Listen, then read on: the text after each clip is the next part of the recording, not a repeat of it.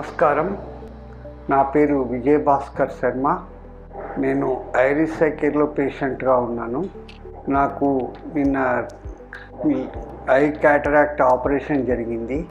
ఇది నాకు I cataract operation జరగడం రెండోసారి. మొదటిసారి 2023 ఫిబ్రవరి 4వ తారీఖు రోజు నాడు ఐ క్యాటరాక్ట్ ఆపరేషన్ కుడికన్నుకు జరిగింది. అప్పుడు చాలా ఆరోగ్య పరిస్థితి ప్రమాదకరంగా దీనంగా ఉంది.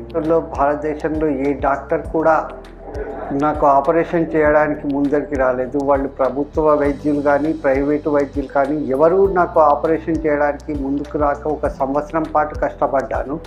అటువంటిది మేజర్ హరికృష్ణన్ గారు, రిటైర్డ్ ఆర్మీ డాక్టర్, ఆయన ముందరికి వచ్చి ధైర్యంగా నాకు ఆపరేషన్ చేసి నాకు జీవం పోశారు. అటు నుంచి మనసులో ధైర్యం చాలా చిగురించింది.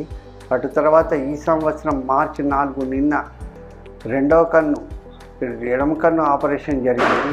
ఇప్పుడు బాగా కనబడుతుంది. ఎటువంటి సమస్యలు లేవు. నాకున్న సమస్యలన్నింటినీ ధైర్యంతో పరిష్కరించుకున్నాను.